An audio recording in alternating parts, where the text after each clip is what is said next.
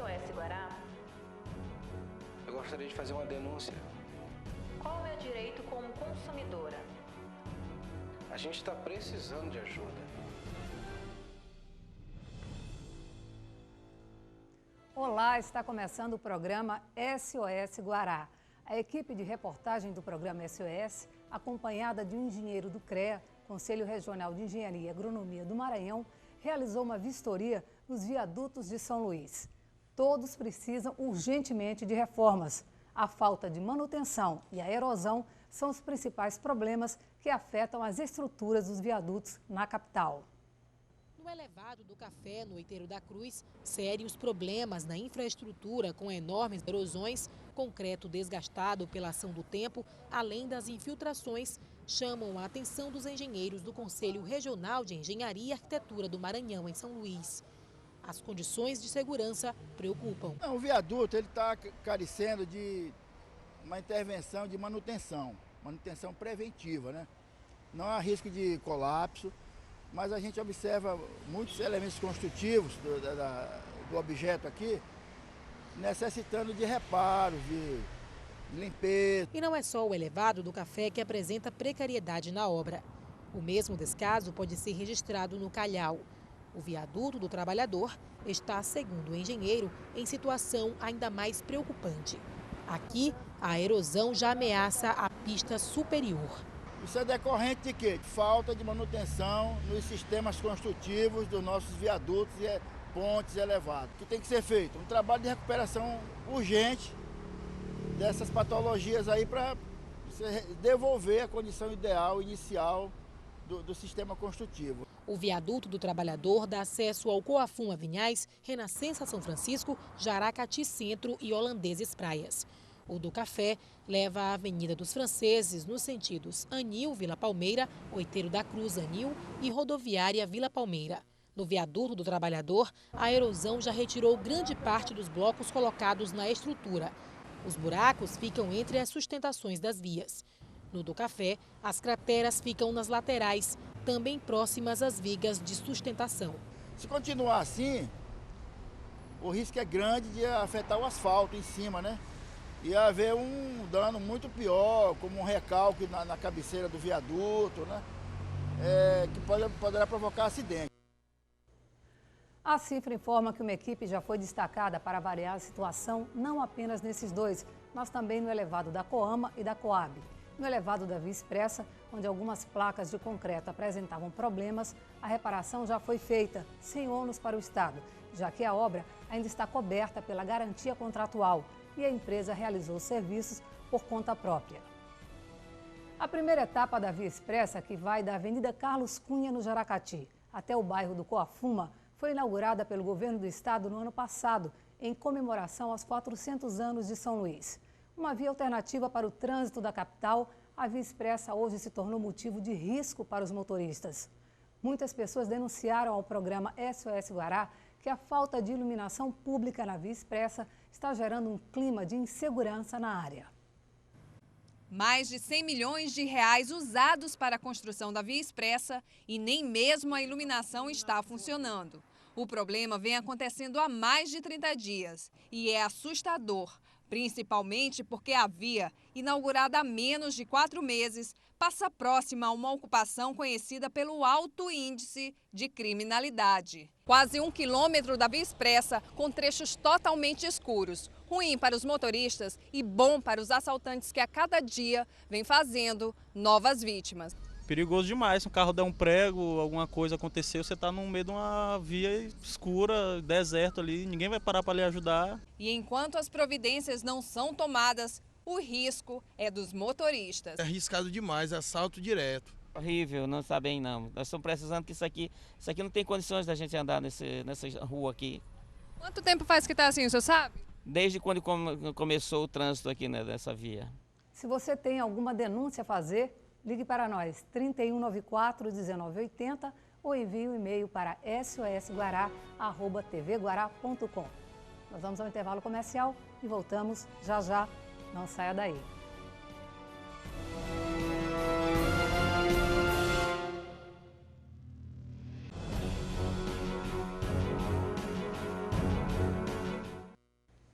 Estamos de volta. Depois que muitos casos de violência envolvendo menores tiveram repercussão nacional, o Estatuto da Criança e do Adolescente voltou a ser questionado. De um lado, a maioria da sociedade defende a redução da maioridade penal. Do outro, as entidades de defesa dos adolescentes que acreditam que reduzir a maioridade penal é reconhecer a incapacidade do Estado brasileiro de garantir oportunidades e atendimento adequado à nossa juventude. 18 mil menores infratores estavam detidos no Brasil em 2012. O número é preocupante. O reflexo dessa realidade pode ser visto na pesquisa da Associação dos Magistrados do Maranhão, que para mais de 60% dos juízes maranhenses, crimes praticados por jovens até 16 anos não podem mais ser tratados somente sobre a ótica de um Estatuto da Criança e do Adolescente. São problemas que devem ser tratados por lei penal. Assim, são favoráveis à redução da maioridade penal. Na verdade, isso reflete a opinião pessoal dos magistrados entrevistados, que de alguma maneira está em sintonia com a sociedade. E demonstra também uma certa insatisfação com a lei que nós temos hoje. O Maranhão conta hoje com cerca de 300 juízes. A pesquisa ouviu 147. A maioria justificou a redução da maioridade penal ao analisar que, aos 16 anos, o jovem tem plena consciência de suas atitudes. Este é o mesmo pensamento de boa parte da população. Ele sabe o que ele está fazendo. Está uma coisa de absurdo. E eles estão praticando crimes horríveis e não tem como punir, que a lei protege. O tema da maioridade penal é bastante polêmico, mas o aumento no número de participação de adolescentes em crimes assusta. Recentemente, aqui nesta área da Lagoa da Jansen, uma senhora de 60 anos foi baleada e o responsável pelo tiro, um adolescente de 16 anos, suspeito de participar de uma quadrilha também formada por outros adolescentes. Para as entidades de defesa dos direitos da criança e do adolescente, a redução não implicaria na diminuição dos crimes. Não é preciso se pensar em rebaixamento de idade. Acho que as pessoas têm agido muito pela comoção. Acontece um fato, aí vamos reduzir a idade dos adolescentes. E aí, o que é que vai acontecer? Nós vamos estar enchendo as cadeias e sem nenhuma perspectiva desse jovem sair de lá para dar continuidade à sua vida. A Defensoria Pública do Estado do Maranhão, através do seu Núcleo de Defesa da Criança e do Adolescente, traçou um perfil dos menores infratores no Estado. A pesquisa aponta que 90% são do sexo masculino. A maioria dos internos é negra, possui ensino fundamental incompleto e faz uso de drogas ilícitas. Os atos infracionais mais comuns são crimes contra o patrimônio, ou seja, furto e roubo. A idade média dos internos é de 17 anos. Para falar conosco sobre este assunto, nós convidamos o defensor público do Estado do Maranhão, Murilo Guazelli, que é mestre em Direito das Relações Sociais, Direito Penal pela PUC de São Paulo e professor da Universidade Silma. Seja bem-vindo, prazer recebê-lo aqui. Meu, muito obrigado pelo convite, obrigado a todos. Murilo, como é que você viu essa matéria onde os juízes do Estado do Maranhão, a maioria é a favor da redução da maioridade penal? Na verdade, eu particularmente acho que o posicionamento do presidente da Associação dos Magistrados do Maranhão repercute um posicionamento de juízes criminais, mas que de fato não são os posicionamentos dos juízes que atuam na vara da infância e da juventude. O que é que leva o menor a cometer um ato infracional? Bom, primeiramente, a dependência toxicológica, a meu ver, é o principal fator que hoje motiva o adolescente a estar em conflito com a lei. É muito importante deixar evidente que a maioria dos atos infracionais, de fato, como já apontado, são infrações patrimoniais, justamente porque são elas que garantem com que o adolescente obtenha lucro para fazer a aquisição de drogas e saciar a sua dependência. Qual o percentual desse menor infrator que está fazendo uso de droga ilícita, que está associado a essa dependência química? Particularmente, o que nós acompanhamos dentro da vara da infância e juventude da capital, aqui em São Luís, praticamente todos. O ato infracional hoje, ele vem praticamente seguindo um perfil de, primeiro, um abandono escolar, dentro desse abandono escolar, um maior tempo na rua e esse tempo na rua, o contato com a droga, o seu uso, dependência e a prática dos atos infracionais. Você é a favor, então, da internação compulsória para esse menor? Eu acho que o Estado do Maranhão, o ideal era que, de fato, houvesse uma conscientização, o que também não tem O Maranhão não sequer possui um local para esse tratamento, fato que faz com que, de fato, a internação compulsória seja a última saída e a meu ver, hoje, a melhor, né? Não que seja a eficaz, né? Mas acho que é ela hoje que vai atender. Até porque o problema de saúde, o adolescente não reconhece a sua dependência, não admite, acha que quando ele quer ele para e no cotidiano nós vemos que isso não acontece. Qual é o índice de reincidência desse menor infrator no crime?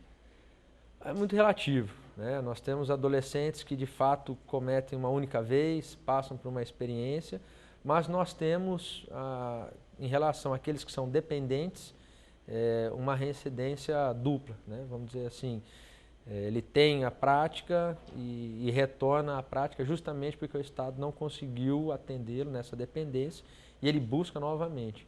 Alguns, infelizmente, acabam falecendo, outros adquirem a sua maioridade, também por vezes cometem crimes e outros sequer temos conhecimento que retorna ou qualquer paradeiro dele. Mas você não achou que o Estatuto da Criança e do Adolescente, ele, de uma certa forma, estimulou essa entrada precoce no mundo do crime?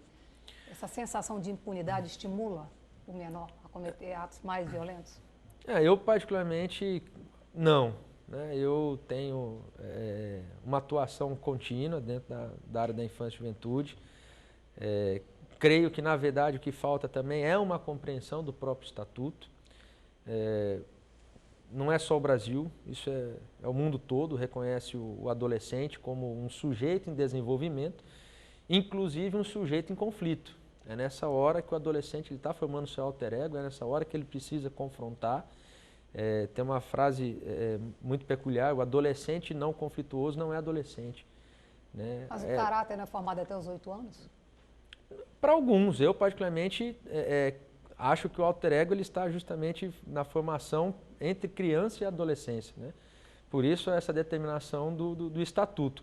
Agora, o seu desenvolvimento ele vai até os 18 anos, por isso também o Brasil é signatário das convenções internacionais, então não é apenas o ECA, a ONU, né, em 1989, a Convenção sobre os Direitos da Criança já traça a maioridade penal aos 18 anos, as regras de Benjin, Riad, enfim, então o Brasil é signatário de um ordenamento mundial. Né? Murilo, tem uma corrente que defende essa redução da maioridade penal apenas para casos onde o menor infrator comete crimes hediondos.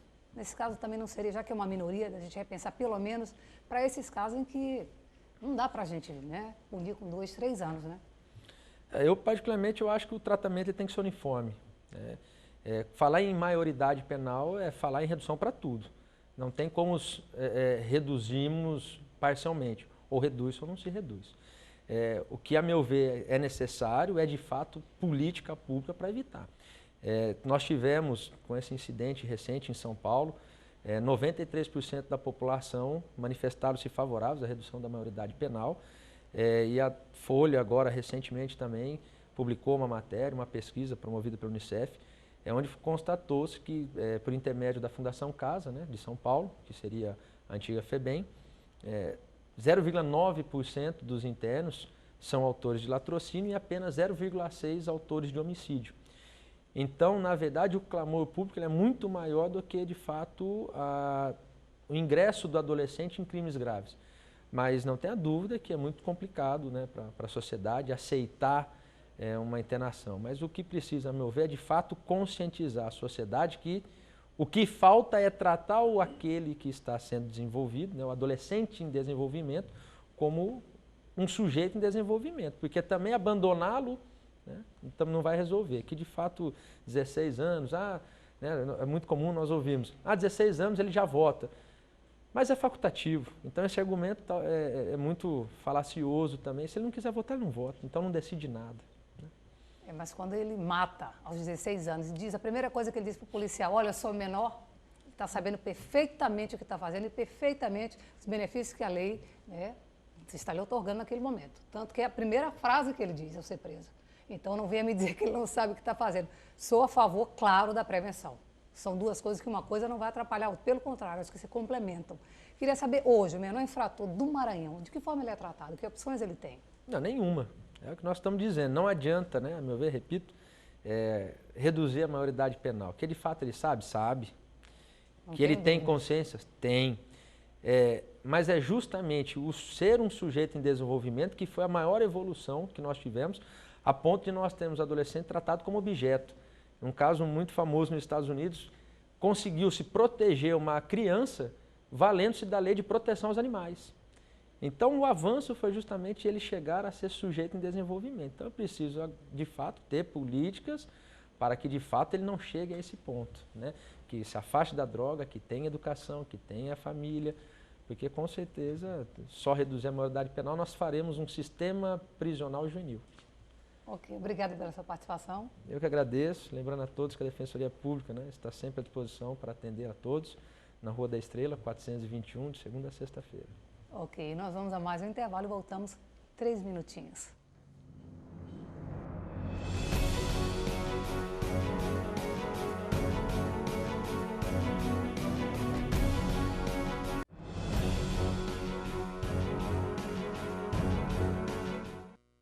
Estamos de volta com o programa SOS Guará. Está se aproximando o Dia das Mães, que é a data de maior apelo comercial para o consumidor. Muitos são atraídos pelas opções de ofertas, né, de toda a natureza. Para conversar sobre esse assunto, nós estamos aqui com José Carlos Júnior, que é chefe de atendimento do Procon Maranhão, para que o consumidor não caia em nenhuma armadilha aí, quem está mais afobado para comprar um bom presente para a sua mãe. Tudo bem? Prazer recebê-lo. Prazer, boa tarde. É a data de maior, né, estímulo ao consumidor de ir às compras, Dia das Mães. Quem não vai querer presentear a sua mãe? O apelo é muito grande. Verdade, há uma política nessas datas comemorativas, principalmente na data do Dia das Mães, um apelo para que se incentive o consumo demasiado, as famosas promoções leve 1, ganhe 2, né? Então, é bom o consumidor sempre estar atento nesses momentos, nessas ofertas propostas pelo fornecedor. Quais são as armadilhas mais comuns que o consumidor pode cair? Geralmente, as armadilhas que os fornecedores colocam é a venda casada. Condicionam a você receber um produto mediante a aquisição de outro, ou então ofertam uma promoção que ela não existe, ofertam um valor na prateleira de um item que custa um valor X e quando chega no caixa o valor é bem superior, certo? Então, está mais no teor do valor ofertado que eles não conseguem cumprir. É um dos setores mais aquecidos nesse período, o setor de eletrodomésticos, né? A mãe sempre quer ganhar um fogão, uma geladeira, enfim, o apelo é muito grande. O que tem aí embutido que você pode prestar atenção em termos das ofertas, das condições de pagamento, dos parcelamentos, da venda à vista, dos descontos? Que dicas a gente daria a esse consumidor? O consumidor, né, nessas questões de eletrodomésticos, tem que se atentar bem, porque hoje em dia a maioria das lojas que nós temos em São Luís, elas trabalham com financiamento bancário, né? E aí a taxa de juros é maior, o valor que ele vai pagar ao final da conta é quase o dobro ou o triplo do valor do produto à vista, certo? E ele deve verificar se as condições, se o fornecedor, muitos deles colocam no slogan que é sem juros. Tem que verificar se no parcelamento está embutido alguma taxa de juros, se realmente aquele valor que está no produto dividido pelo número de parcelas que ele pretende financiar, se realmente está batendo com o valor que está sendo cobrado. Porque às vezes ele coloca aquela informação sem juros, taxa zero e acaba não cumprindo. E outro produto que está sendo bem aquecido ultimamente é o aparelho celular com os planos vantajosos, né? Que ofertam Você compra em todo lugar, até nas farmácias, né? Você adquire um smartphone, ganha ICMS ilimitado e quando você pega a fatura, às vezes a operadora não vincula aquela oferta à sua linha e gera uma série de transtornos para o consumidor. Por isso que é sempre bom ele guardar o folding, guardar a publicidade que o fornecedor fez em mídia ou então a oferta que continha uma foto para que ele possa comprovar que aquela oferta foi enganosa. Então, esse encarte serve como documento também? Serve como documento. Tudo que demonstre a oferta, ela é tida como um acréscimo no contrato. Não é somente o contrato entre as partes, mas o folder, uma informação repassada ao consumidor que potencializou as condições de preço, as condições de fornecimento dos serviços ou produtos, ela vem se integrar ao contrato celebrado entre o consumidor e o fornecedor. E pesquisar, bater perna, ainda compensa?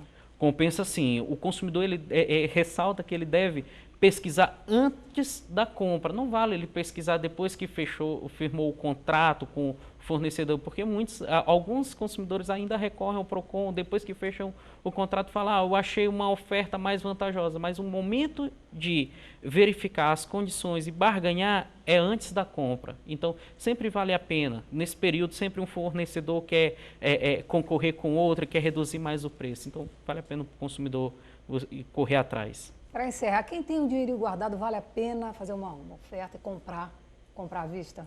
Vale a pena, vale a pena. É muito melhor o consumidor comprar à vista, porque ele... Pichincha um pouquinho ali, pichincha, oferece um pouquinho menos. Evita a inadimplência, né? Evita os cadastros negativos e ele consegue condições mais vantajosas mesmo até com o fornecedor, não só de preço, mas como da qualidade da prestação em alguns serviços, né? Consegue alguma promoção diferenciada. Ok, obrigada pela sua participação. O programa SOS Guará termina aqui. Estaremos de volta amanhã, às 19h45. Nosso programa é reprisado de segunda a sexta, às 6 da manhã.